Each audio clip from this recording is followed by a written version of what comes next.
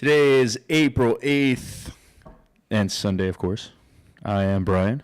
I'm Willie. And this is Shooting the Shift. What we got on the docket today, man? Today, it's been a little bit of a slow car week, but there's still some very, very interesting topics.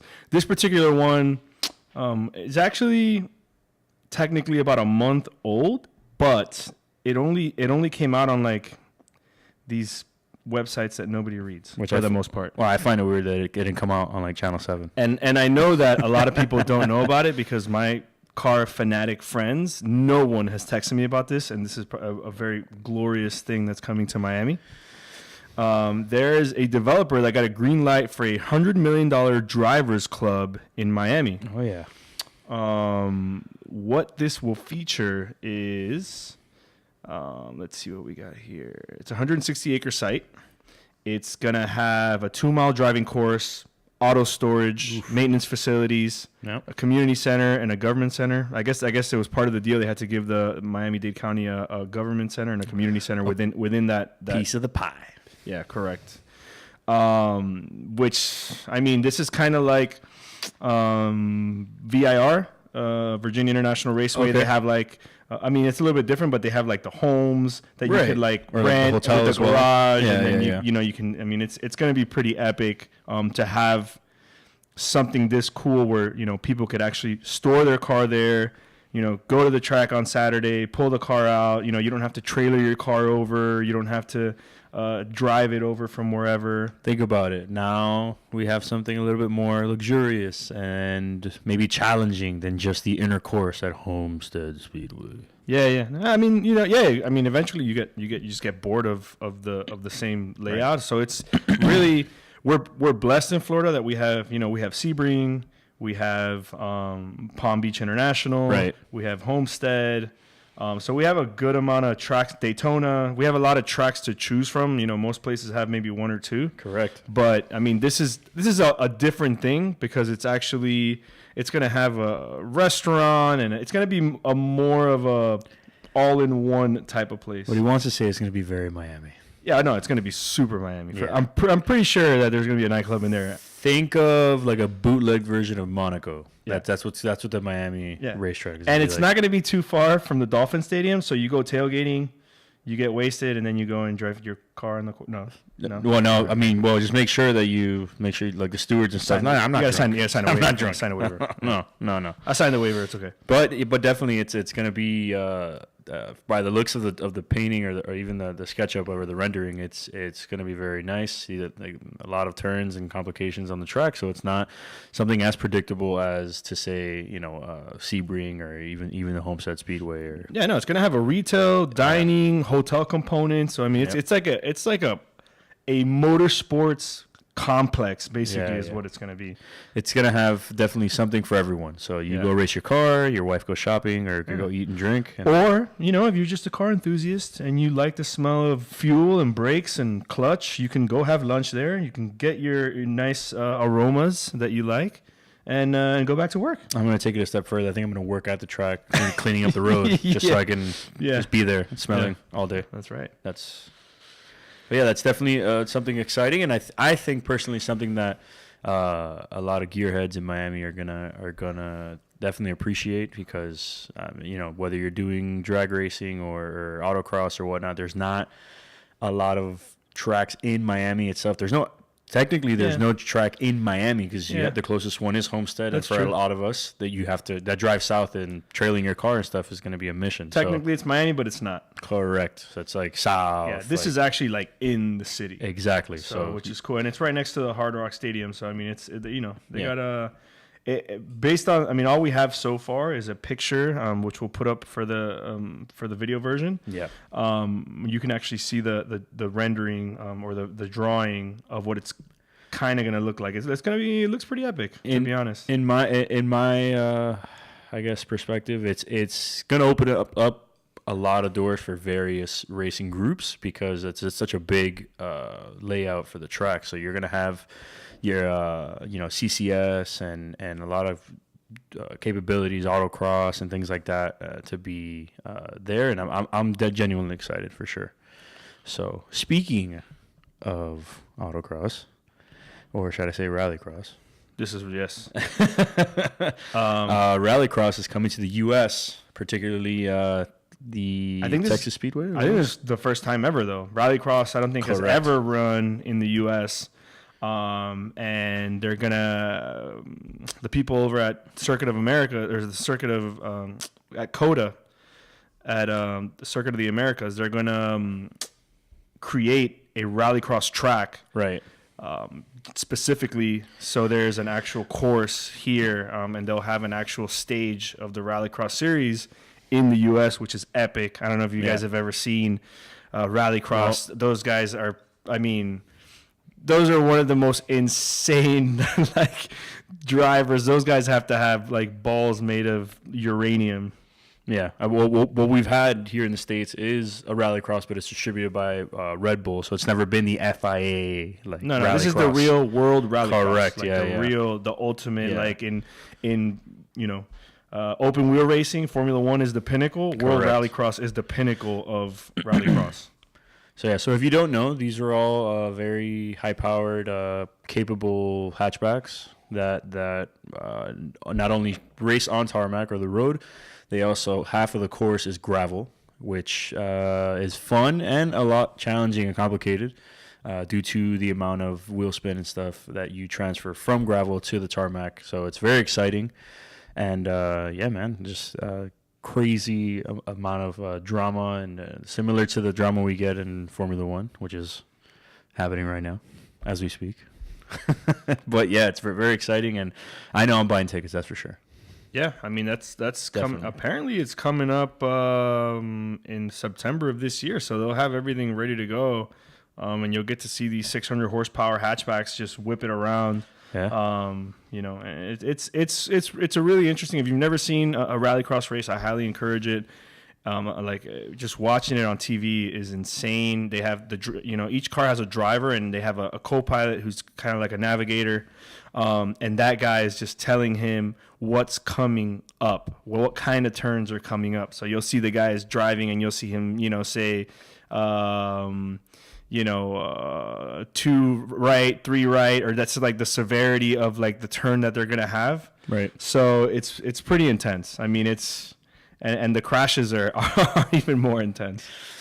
I think like the people at home are probably thinking that seats to this are going to be pretty expensive. Well, surprise, surprise. They say, I believe maybe because it's introductory sport, but they say the prices are going to be between, I want to say like $30, maybe $50, depending on the seats or whatnot. But for that kind of action, I mean, we remember paying tickets for Austin for Formula One, and it wasn't $30. Well, yeah, I mean, we had really good seats too, but I mean, I mean, starting at $30, that's a great, of course, entry level price, and you can actually see the race. Because what's cool about rallycross is that typically there's areas all over the place where you can stand and watch the race. It's not like there's not a lot of grandstands. Yeah. So that's gonna be very, very cool. Super excited about that. I mean, like I said, first time ever that rallycross, the World Rallycross Series, is coming to the United States.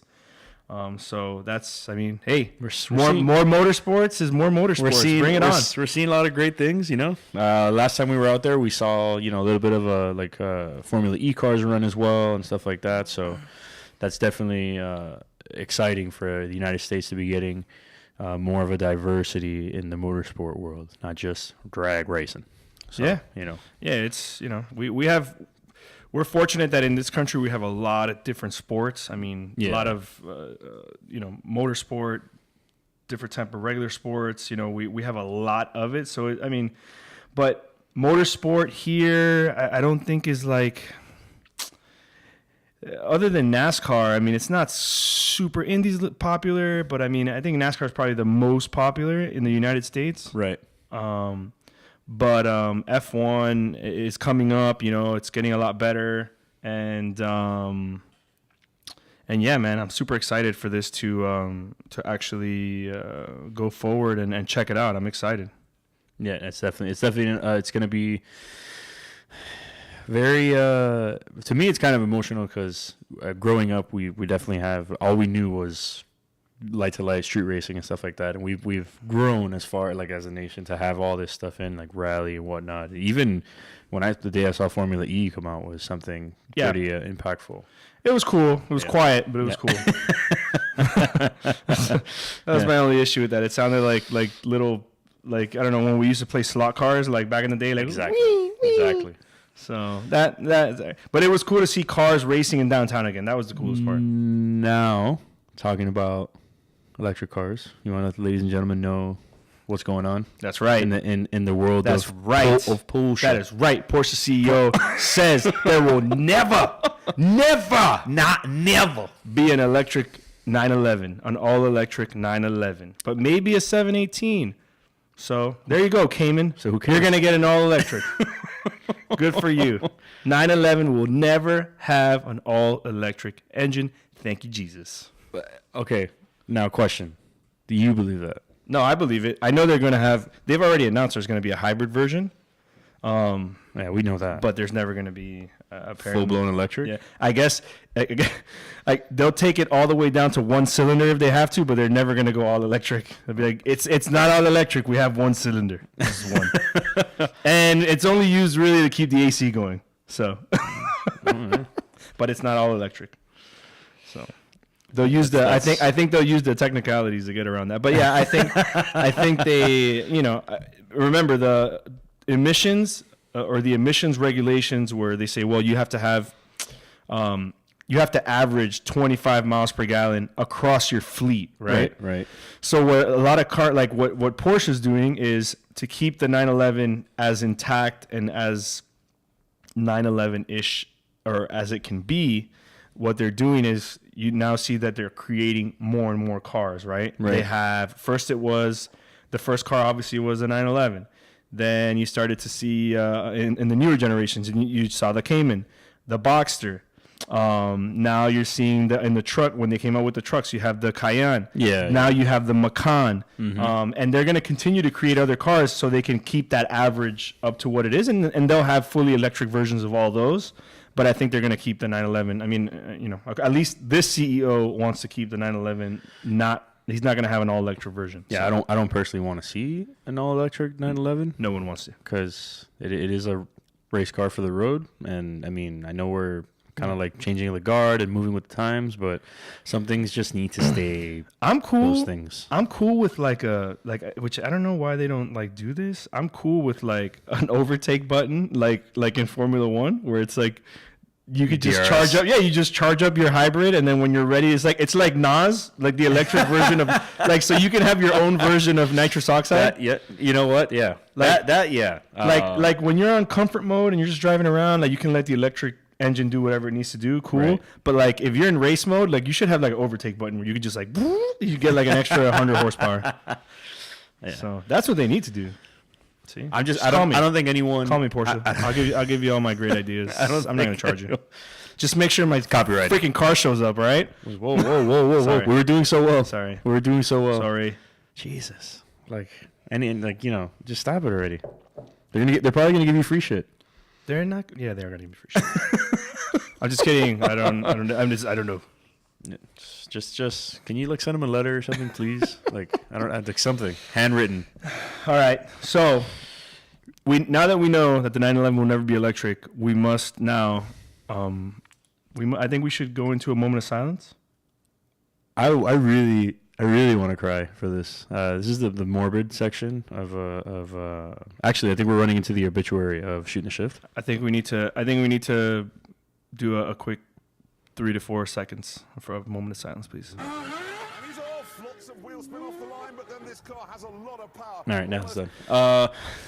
Basically, if you guys don't know, the Top Gear test track, it is being demolished for housing and such over there in the island over the pond. Well, it's been approved. They green-lighted what a disgrace. Basically to build homes over what used to be, or what is right now, the Top Gear test track. If you're a car enthusiast, you know about Top Gear, even though now it's gone on to, or the fellas have gone on to the Grand Tour, but Top Gear was Top Gear, and that track is very iconic. It's a lot of stupidity went on there, and a lot of really awesome things went on there. Just examples. The Stig being revealed as being Michael Schumacher when he did one of the fastest laps around there in the FXX, which was I mean that's I still regularly watch that video of that lap in the FXX because that's one of my favorite cars. And Richard Hammond doing the lap with the Bugatti Veyron versus a Eurofighter, the mile race. Correct. There's a lot of definitely benchmark moments on this program and on that track that happened, and most importantly, you got to see genuine. Yes, they're celebrities, but they're people kind of like you and I testing these monsters out there and showing us millions of viewers around the world what these cars can do, which no program or no space allowed that to happen around the world, and we managed to enjoy that for a lot of years. And now tragically it's gone. It's going to be gone. McLaren actually still uses that track, and they first used it when they developed the MP4-12C, the fax machine. They used that track to develop that car and have since used it for other cars as well, because they're only about, I think, like 40 miles down the road. Yeah. So, but yeah, I mean, this is like it's an epic racetrack. I'm sure even Jeremy, Richard, and Hammond are shedding a tear hearing about this. That's going to be demolished, and they're going to I'm like Holmes. Like Holmes on top of this? Why? With that being said, fellas over there, you got 2 slots for Holmes. We'll buy 2. Oh, and if they were to say Holmes, like Holmes around the on the infield, like you want to build houses and then people are driving around, like that's I'm cool with that. Yeah, why not? Listen, I just want my house on the start finish line. Yeah, that's okay with you guys. You can actually put it into my driveway. So it'll just leave it there and then start wherever the road goes. It'll be perfect. So horrible. I think, you know what? I think if I was a developer in that situation, I would make that an aspect of it. Like the option is you can have a piece of the asphalt as your driveway. I think. I wonder if the boys are gonna go and take their last lap around the track. Nah, I don't you don't think so? Nah. I think so. Nah. I think so. I think there's a lot of nostalgia. I'd much rather have that entire field back to what it used to be, which was a World War II, air base, and they still used it as like kind of like a Tamami airport here, basically from now like on and off. But I don't think it was a function. No, it was very. It wasn't used very much. Right. But you know what I mean. But it's definitely very. It's very sad that's happening. Sad day. Changing of the guard, moving with the times. So. It's just horrible. Man, just taking away all our stuff. Yeah, that was definitely a lot of joyous moments there watching that show, and it made you feel, or at least made us feel at home watching these cars belt around and celebrities driving the cars and stuff. So I think that concludes our daily drive. I don't know if you have anything more spicy to add. Maybe uplifting. Well, we're getting into our head-to-head segment. This week, we have the 2018 Mercedes-AMG E63S Wagon. Yes, wagon time. Yes. Versus the 2018 Ferrari GTC4 Lusso T. So, both of these are V8 monsters, because the actual the GTC4 Lusso is the replacement of the FF, which used to be a V12, but they ditched the V12 for a V8 turbo. Yep. They both have very similar horsepower. The GTC4 has got 602 horsepower, 602 horsepower. Yeah. 561 foot-pounds of torque. Let me see.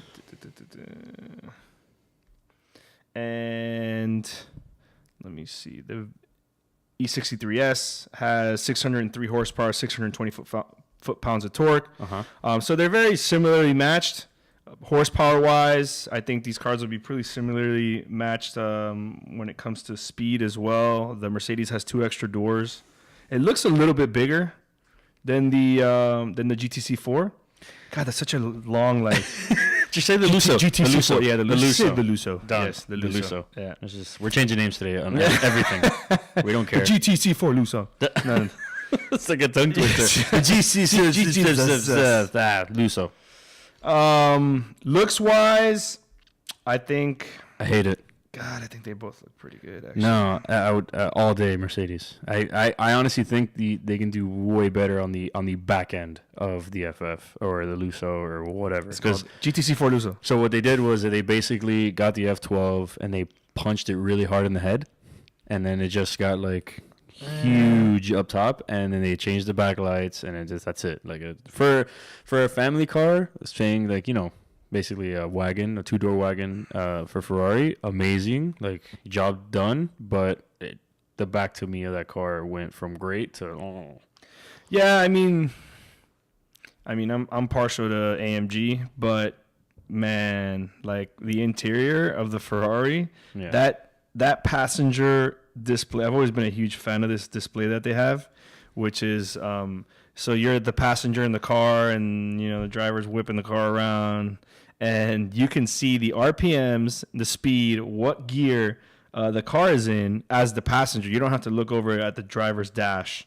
right. It's a digital display that's built into the dash the side of the passenger side dashboard.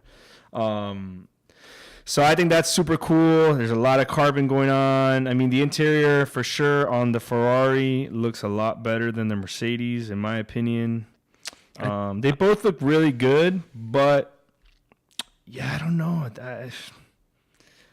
Yeah, you're feeding into what I'm saying because It's tough. The difference is here. The difference is The difference is like 160 grand. That's the real difference here. The real difference here is grunt versus a nice exhaust note, and because we all know anything AMG has explosive backfire and just pure grunt. It's a muscle car for the Germans, basically. I'm gonna have to get a wagon at some point. You are getting a wagon. Like I don't know what it is about wagons, but I love them. It's like it's like having a truck, but not. No. What it is, since you're brinking about like the time, you got the gray coming in and everything. You're becoming a more distinguished gentleman. No, and eventually it's not about that. No. And eventually you'll become a father. Now, as a father, you have not that many options. It's a carry on. No, kids. I'm just saying versus because I would get a truck as a father. I think you would get one of these. But I think that there's something cool about these wagons. Like they seem like.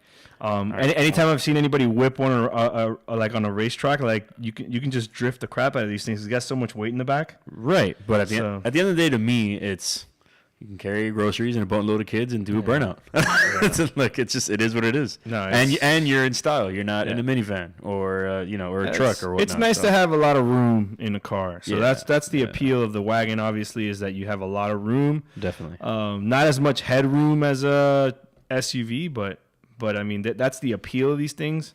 But, I mean, this is a tough one for me because I do actually think that the Ferrari looks really good. And I don't know. I will say that they did stick to the rendering like a lot because I want to say I'm not sure if it was on the show, but we did speak of the drafting of the car, and it's a spit image is what it is. It's very striking. But to me, it just, I don't know, man. Like it's a Ferrari, and 4 people fit in it, but the front looks amazing, and the back is, I don't know. It doesn't look right to me. I think it looks good, man. I think that's like when the FF first came out, I was like, I don't really like it. But actually, I think the rear of this one looks better than the FF. Yeah. And, of course, a lot of you back home are wondering why, because the V12 is definitely a signature, especially for that exhaust and the noise for the Ferraris. They downpowered to a V8. The difference between that is that with the V8... Four cylinders? No, the V8... Fucking hilarious. The V8 puts out about 601 horsepower. V12 is about 680, but you're shedding, I believe, like 5, maybe 400 pounds off the overall weight of the car. You're not getting that. I mean, you're gonna get the V12 noise, but you're not getting that much more horsepower. What you are getting is a severe amount of torque out of this V8 because of the biturbo. No, I'm saying like on like the V, because there's a V12 version of this car. Right. You're not getting that much more out of the V12. You're getting what, 80 horsepower? Yeah, but that's why I mentioned it's more than just the horsepower. It is the exhaust note, the overall sound of the output of the engine. I'll tell you, based on the I drove a 488, and if it sounds anything like that, like I'm done, because that car sounds like shit. To be honest, it doesn't sound that good. They need to do a better job of how the cars sound. I'm interested to see what the 488 Pista sounds like, because the regular 488 to me sounds horrible. I don't like it at all. I would much prefer a 430 or a 458. They sound much better. Obviously, they're naturally aspirated, but yeah, in reference to the exhaust note, we know that Mercedes has got that down packed. Yeah, and it looks super aggressive. They both look super good. I'm gonna have to go Lusso on this one. I'll definitely go Mercedes all day, just because I think it looks overall better, and it's there's a huge. I mean, very intimidating. You can get 2 E63S wagons for the price of one Lusso. So. Well, no, hold on, because you say that. What's the base price? Well, not the base price. What's the tested price? The base price of the E63S is $100,000, but like loaded up, that car's like 120, 130. All right, easily all day. And then the Lusso, as tested, $352,000. Yeah. So 3 wagons, 3 Mercedes wagons at like all options. I think you could fill it with groceries, a down payment on 2 houses, and everything. Yeah, but it's not about price. If price was no option. Oh, come on. Like but what are you genuinely getting for 3 times the price? You're getting that prancing horse on the front, the back. You're getting someone. No. You're getting someone shotgun going, "Hey man, I think you're going too fast," because I can see exactly how fast you're going. That's true. That's probably kind of annoying. You need to slow it down. Or like you're driving with your wife and she's like, "You're speeding." No, I'm not. Yes, you are. It says it right here. You're doing 172. I clearly saw a sign back there. It said it was 160. Yeah. So that concludes our head-to-head. And moving into our But Why segment, we're going to discuss... Very spicy one, I think. We have another Tesla autopilot crash last week. What else is new? No. Besides that, everything else all right? Not what else. This is... The But Why here for me is like, why do people like throw their hands up every time a semi-autonomous car crashes? Like, these cars are not fully autonomous. You're supposed to pay attention. Like, there is absolutely no reason why, if a car is veering, or if the autopilot, and I own a Model X, so I know exactly. I drove from Miami to Orlando on autopilot, what they call autopilot, which is really semi-autonomous, which is a little bit. The name is a little bit deceptive, and. Yeah, there are times that you need to get involved, that there needs to be driver interaction, and they tell you this. Like, that's why every so often the car reminds you to grab the steering wheel. It reminds you to pay attention. Some of the newer cars, actually, I think Cadillac has a is it Cadillac? Yeah, I think it's Cadillac has one now where in the steering wheel there's some infrared lights that actually detect if your eyes are focusing on the road. So, I mean, these things are going to get better and better, but people need to, like I remember the one guy that crashed, and apparently he was watching movies. Like, he had it on his iPad, he had a movie, and he was watching it. He had put the car on autopilot, and he's watching a movie, just hanging out. He's not watching the road at all. He's just watching a movie, and then eventually a semi-truck crossed. It was a highway where cars can actually cross. And a semi-truck crossed, and he wasn't paying attention to the road, and he hit the semi-truck and died. Yeah. But, I mean, these things are, people need to remember that we're in, like, the beta stages of all this stuff. We're the ones that are actually helping these companies collect all this data so things get better. Government's going to have to also do a better job of painting the lines on the roads, for instance, making sure that they're painted, because the computer's looking for a line, right? So like on the Tesla system, the camera's looking for 2 lines. Right. So it stays between the 2 lines. But if a line's not painted, which happened to me a few times, or if it can't really tell, it'll disengage the autopilot system. Or it'll tell you, like, you need to grab the road because it can't find that line. But you do understand the country we live in, right? Where I get it. Where they're like, hey, listen, well, you don't have to text anymore. You can literally talk into your phone and it'll type for you. We're that lazy. But then seriously, we don't need to go crazy when I think maybe there's been 10 Tesla accidents that have led to deaths or whatever. Yet we have nearly 1.3 million people that die every year due to auto accidents in the United States alone. I understand, but when a company as big as Tesla coming out saying, "Listen, this," but they're not that big. Okay, no, you're misunderstanding me. When I say big, I mean big in the sense that autonomous in the autonomous car market, they are the biggest. Yeah, sure. Okay, but it's not autonomous. Correct, but again, you're as a consumer, okay, not the guy who designed the system. As a consumer, I'm thinking, oh, the car can drive itself. Like that's. But it specifically tells you when you buy the car, correct, the manual, everything. You must, even the car tells you, grab the steering wheel, pay attention. Correct. Like, what more do you need? Which doesn't translate in American. Okay, well, then it just doesn't. Then unfortunately, I guess more people are going to die because we live in a country where, you know, I think ASAP or as soon as possible was a proper acronym, and now we just break down every word, even a small one, to to something smaller because we don't want to type or say it. It's too much effort to do things.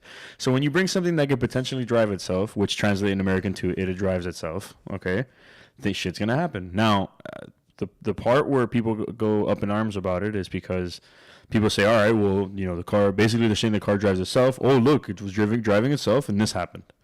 All right, and you do have a point. A lot of not all roads, but a lot of the highway roads are a little bit outdated as far as the line divisions or whatnot. But yeah, like I believe in the future we are going to have something quote unquote fully autonomous, but you need to have a steering wheel. I've had this conversation with a lot of people, or debates where people are saying, okay, I'll invest in an autonomous car, but I don't want a steering. Like, why wouldn't you want a steering wheel?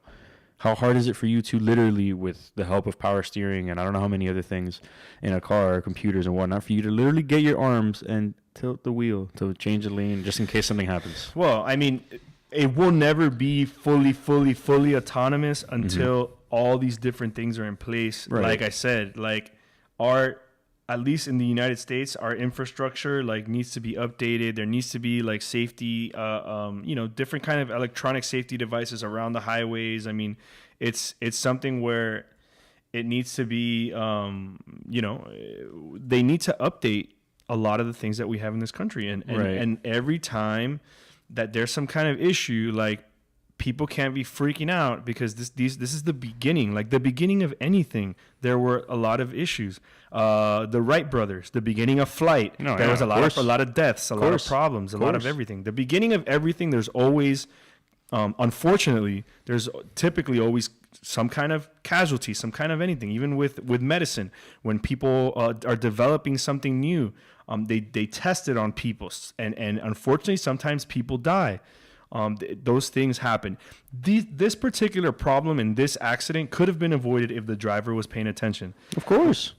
What they have, the thing that the Teslas do very well is that they collect data on everything. They know, basically they know, if you were sitting too much to the left on your seat or too much to the right, or how much steering wheel input you put in, or if you were even grabbing the steering wheel, it'll know.